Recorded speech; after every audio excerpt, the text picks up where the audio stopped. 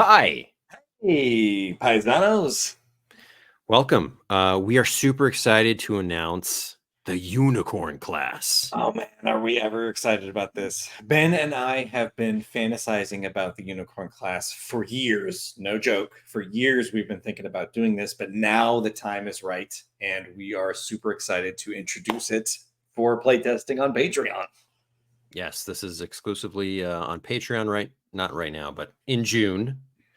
Let's talk about where the unicorn comes from, James. It's really based on Xorgana, the unicorn from Rickety Stitch and the Gelatinous Goo. Yes. Yes. And scroll down a little bit so we can show off Zorgana. Here's Xorgana. And when we were writing Rickety Stitch and the Gelatinous Goo, we were like, we need this unicorn to be sort of unique. We don't want it to be like run of the mill. And so Land of Eon unicorns are really inspired by Conan the Barbarian meets, My Little Pony. Meets My Little Pony. And specific the haircut.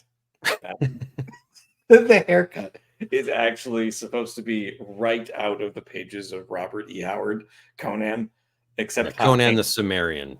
Yes. He's got the not the O'Brien, bangs. not Conan the O'Brien. We're talking about Conan the Cimmerian. Yeah. So speaking of the hair, your hair color actually influences some of your abilities. It's one of the perks. So the unicorn has a cool thing where they can lose and spend some courage in order to boost some of their other things. So, for instance, if you have pastel hair, you can lose a desired amount of courage to heal a close ally the same amount that you lost.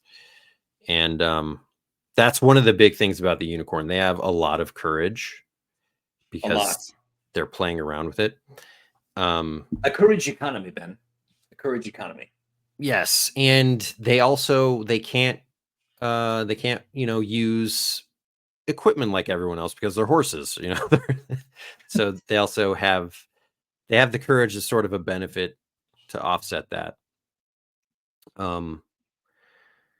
But we are super excited about it. There's a ton of cool things. I don't know if you said this already, and my brain is fuzzy, but it's in the spirit of the gnome. The unicorn is like both a folk and a class, because Ben and I, we harken back to old school D&D where like elf was like a class and like dwarf was a class. And so gnome kind of came about because of that, but also because of the gnomes in Rickety Stitch in the Land of Eon. They're very specific kind of flavor of gnome, really.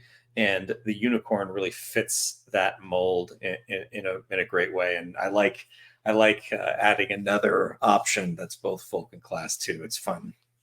Yeah, it only made sense that they would also be the folk, and we are including the folk options as well for the unicorn. And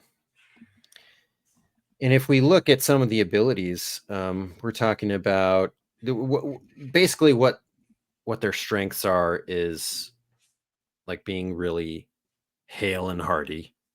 They've got all that courage. Some of their stuff lets you become immune to curses and mutations and things like that. They're also very in tune with nature, and they have lots of contacts in nature, like animals and wilderness folk, and they have a couple abilities that let them perform magic, sort of in the same way as the gnome, but more specialized. And they've got nature magic and star magic, so you can kind of create things on the fly based on those two like themes, which is fun. It's really fun, and there's some creative elements along with that also make it interesting and dynamic. Yeah. So, that's probably about it. I mean, unless you have anything to add, James. I mean, just that I'm super stoked to be finally announcing the unicorn class. It's just something I've been wanting to do forever. Yeah. I guess we could say play a unicorn if you want to be a resilient and powerful ally of nature, able to heal and wield magic, because they are big healers as well. Yeah, and they're tough too. I mean, they do some dread. Like the unicorn is a little bit akin to the knight errant in that regard, because Land of Eve usually isn't a very fighty game, but when you need a little bit of extra punch, the unicorn can definitely fill that role. That's where the barbarian comes in. They're like the barbarian of Land of Eve. Right. I mean, let's talk about their homeland option. Yes, it's new and unique. It's a deep cut from Land of Eve lore that unicorns come from a realm called Thalatos. the name Thalatos and Xorgana and like all of that, it was sort of inspired by sword and sandal, sword and sorcery stories like Conan. And so we wanted to put that flavor in there, even though the visual aesthetic may not always match, because Ben and I think that's amazing. Yeah. It's pretty fun. It's Xorgana, it's Paldar, Kreldar. These are the names that you're probably going to be naming your unicorn. I'm Galadorn, the unicorn. Yeah, there's not really like Rainbow Dash or anything like that. No, you can do that. But you can physically Rainbow Dash. Yeah. Nah, but you can name your unicorn wherever you want to be.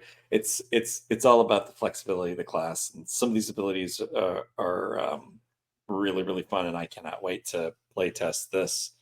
Although I'm already playtesting the Tycoon. Oh my god! Like, new campaign just kicked off. That was such a fun adventure. Can't wait for next Saturday. It's gonna be great. Yeah. Well, I could kill you off and then make a unicorn. Really early. George will also want to die so he can be a unicorn. Something to look forward to. Yeah, so we'll see you in 80 sessions when we knock out a unicorn on our stream. Yeah. But until then, thank you. Check out the Patreon. Yeah, check out the Patreon if you're interested in the unicorn stuff. Like, it is a reward for the Patreon, along with the Tycoon and tons of other things. So yeah, if you subscribe to the Patreon under the Dungeoneer tier right now, you will get the Tycoon and 40 professions, each with 3 abilities. So that's 120 new abilities to choose from. And then a lot. June 1st, you'll be getting the unicorn. So thanks for watching. Thanks for supporting. And we will catch you later. Bye-bye. Take it easy.